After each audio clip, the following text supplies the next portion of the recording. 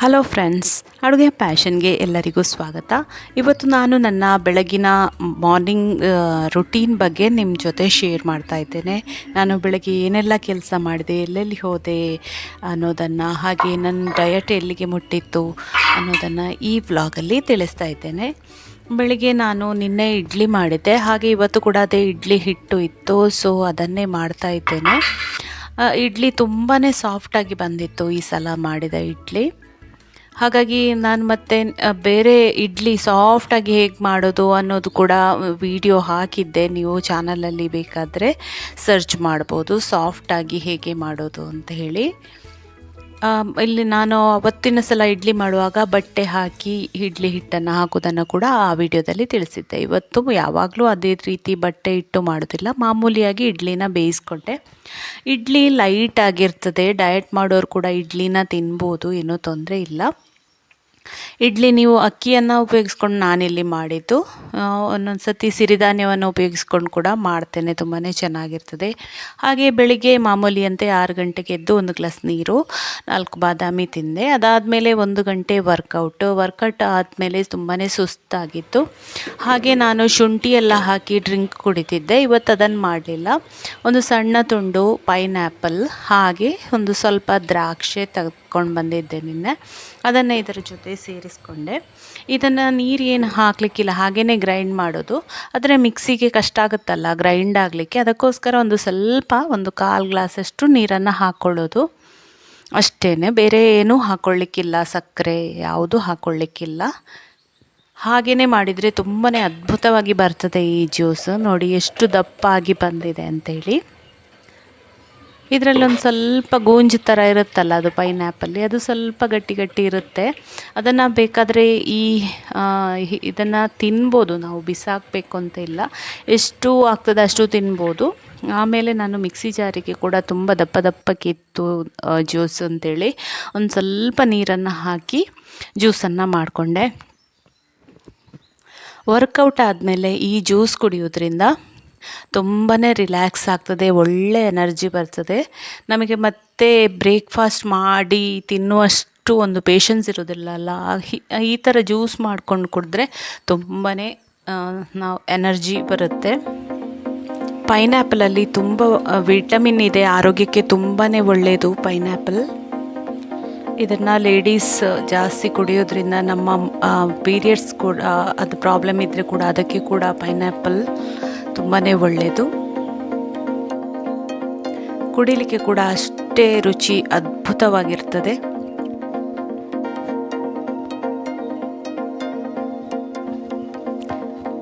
ನಾನು ಸಾಧಾರಣ 7:30-8 ಗಂಟೆ ಹೊತ್ತಿಗೆ ಆ ಜ್ಯೂಸ್ ಕುಡ್ದದ್ದು. ಆಮೇಲೆ ಇಡ್ಲಿನ ಬೇಯಿಸ್ಕೊಂಡೆ. ಇಡ್ಲಿ ಬೆಂದು ರೆಡಿ ಆಗಬೇಕಾದ್ರೆ ಸಾಧಾರಣ ಮತ್ತೆ 8:30-9 ಗಂಟೆ ಅಷ್ಟು ಹೊತ್ತು ಬೇಕಾಯಿತು. ಕಾಫಿ ಟೀ ಎಲ್ಲವನ್ನು ರೆಡಿ ಮಾಡಿಕೊಂಡೆ. ಜ್ಯೂಸ್ ಮಾಡಿ ಕುಡಿಬೇಕಾದ್ರೆ 8 ಗಂಟೆ, ತಿಂಡಿ ತಿನ್ನಬೇಕಾದ್ರೆ 9-9:30 ಆಗ್ತದೆ. ನಂದು ಮಾಮೂಲಿ ಟೈಮ್ ಹಾಗೇ ಇರುತ್ತೆ. ಅದರಲ್ಲಿ ಜೊತೆಗೆ ಎಡೆಯಲ್ಲಿ ಮನೆ ಕೆಲಸ, ಬೇರೆ ಎಕ್ಸ್ಟ್ರಾ ಕೆಲಸಗಳೆಲ್ಲ ಏನಾದರೂ ಇದ್ದರೆ ಮಾಡ್ತಾ ಇರ್ತೇನೆ. ನೋಡಿ, ಇಲ್ಲಿ ಇಡ್ಲಿ ರೆಡಿ ಆಯಿತು. ಇಡ್ಲಿ ತುಂಬಾ ಸಾಫ್ಟಾಗಿ ಬಂದಿದೆ. ಈಗ ನಾನು ಮೊದಲೆಲ್ಲಾದರೆ ಒಟ್ರಾಸಿ 3, 4, 5 ಅಂತ ಹೇಳಿ ಇಡ್ಲಿನ ತಿಂತಿದ್ದೆ, ಇಷ್ಟುಂಟಲ್ಲ ಅಂತ ಹೇಳ್ಕೊಂಡು. ಬಟ್ ಈಗ ಸ್ವಲ್ಪ ಫುಡ್ಡನ್ನು ಕಂಟ್ರೋಲ್ ಮಾಡಿದೆ. ಇವತ್ತು 3 ಇಡ್ಲಿ ಹಾಕಿದೆ. ಇದು ನೋಡಿ, ಇದು ತುಂಬ ದೊಡ್ಡ ಇಡ್ಲಿ ಏನಲ್ಲ, ಸಾಧಾರಣ ಸಣ್ಣ ಇಡ್ಲಿನೇ. 3 ಇಡ್ಲಿನ ತಗೊಂಡೆ. ಅದಕ್ಕೆ ನಾನು ಮೊನ್ನೆ ಮಾಡಿದ ಶೇಂಗಾ ಚಟ್ನಿ ಪುಡಿ ಇತ್ತು, ಹಾಗೆ ಸಾಂಬಾರು, ನಿನ್ನೆದ್ದು ಸಾಂಬಾರಿತ್ತು, ಅದನ್ನು ಹಾಕಿ ಇಡ್ಲಿನ ತಿಂದೆ. ಇಡ್ಲಿ ತುಂಬಾ ರುಚಿಯಾಗಿತ್ತು.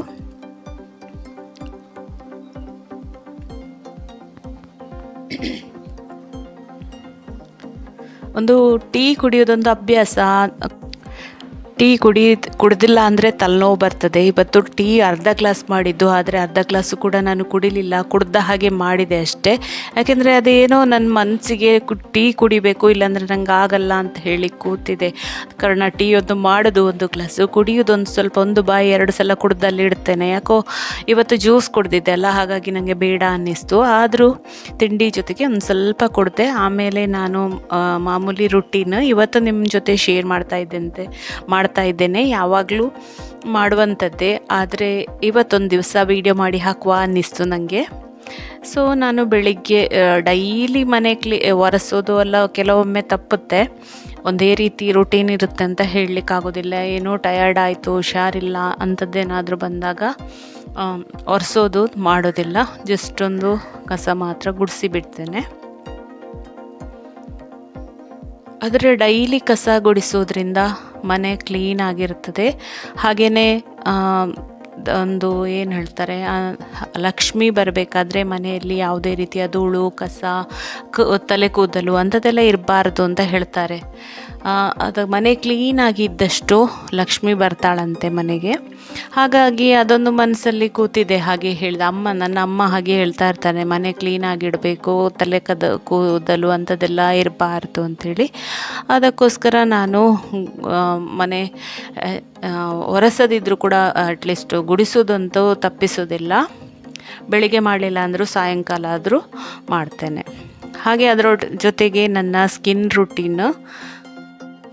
ಈಗ ಚಳಿಗಾಲ ಹೇಗೋ ಮುಗ್ದಿದೆ, ಆದರೆ ನಾನು ಆಲಿವ್ ಆಯಿಲ್ ಅಂತ ಬರುತ್ತಲ್ಲ, ಅದನ್ನು ನಾನು ಮುಖಕ್ಕೆ ಒಂದೊಂದು ಸತಿ ಹಚ್ಕೊಳ್ತೇನೆ. ವಿಂಟರಲ್ಲಿ ಎಲ್ಲ ಸ್ಕಿನ್ ತುಂಬ ಡ್ರೈ ಆಗೋದಕ್ಕೆ ಆಲಿವ್ ಆಯಿಲನ್ನು ಹಚ್ಕೊಳ್ಳೋದ್ರಿಂದ ತುಂಬಾ ಒಳ್ಳೆಯದು, ಸ್ಕಿನ್ ಗ್ಲೋ ಆಗಿರ್ತದೆ. ಹಾಗೆ ನಾನು ಸ್ಕಿನ್ ಗ್ಲೋ ಆಗಿರಬೇಕು ಅಂತ ಹೇಳಿ ಜಾಸ್ತಿ ಹೋಮ್ ರೆಮಿಡೀಸನ್ನು ಯೂಸ್ ಮಾಡ್ತೇನೆ. ಹಾಗೆ ಮನೆಯನ್ನು ಇವತ್ತು ಒರೆಸ್ಕೊಳ್ಳುವ, ಯಾಕೆಂದರೆ ಇವತ್ತು ಮಧ್ಯಾಹ್ನ ಅಡುಗೆ ಮಾಡಲಿಕ್ಕಿಲ್ಲ. ನಮ್ಮ ಊರಲ್ಲಿ ಜಾತ್ರೆ ಇದೆ, ಹಾಗೆ ನಾನು ಜಾತ್ರೆಗೆ ಹೋಗೋದು ಅಂತ ಹೇಳಿ ಪ್ಲ್ಯಾನ್ ಮಾಡ್ತಾ ಇದ್ದೇನೆ. ಅದಕ್ಕೆ ಮನೆಯೆಲ್ಲ ಕ್ಲೀನ್ ಮಾಡಿಬಿಟ್ಟು ಎಲ್ಲ ಕೆಲಸ ಮುಗಿಸ್ಬಿಟ್ಟು ಹೋದರೆ ಮತ್ತೆ ಆರಾಮಾಗಿರ್ಬೋದಲ್ವ ಅಂಥೇಳಿ ಒರೆಸೋದೆಲ್ಲ ಮಾಡ್ತಾ ಇದ್ದೇನೆ. ನಮ್ಮದೇನೋ ದೊಡ್ಡ ಮನೆ ಅಲ್ಲ, ಬರೀ ಒಂದು ಹಾಲು, 2 ಬೆಡ್ರೂಮು, ಒಂದು ಕಿಚನ್ ಅಷ್ಟೇ ಇರೋದು. ಏನೋ ಒಂದು 10 ನಿಮಿಷ ಹೆಚ್ಚು ಅಂತಂದು ಸ್ವಲ್ಪ ನಿಧಾನವಾಗಿ ಮಾಡಿದರೆ ಒಂದು ಅರ್ಧ ಗಂಟೆಯಲ್ಲಿ ಇಡೀ ಮನೆ ಕ್ಲೀನ್ ಆಗಿಬಿಡ್ತದೆ. ದೊಡ್ಡ ಕೆಲಸ ಏನೂ ಇರೋದಿಲ್ಲ. ಆಮೇಲೆ ನಾನು ತಲೆಗೆ ನಿನ್ನೆ ನಾನು ಮಾಡಿದಂಥ ಹೇರ್ ಆಯಿಲನ್ನು ಹಾಕ್ಕೊಂಡಿದ್ದೆ. ಅದನ್ನು ಚೆಂದ ತಲೆಗೆಲ್ಲ ಸ್ನಾನ ಮಾಡಿದೆ. ನೋಡಿ, ದೇವಸ್ಥಾನಕ್ಕೆ ಹೋಗಬೇಕು ಅಂತ ಹೇಳಿ ರೆಡಿ ಆಗ್ತಾ ಇದ್ದೇನೆ.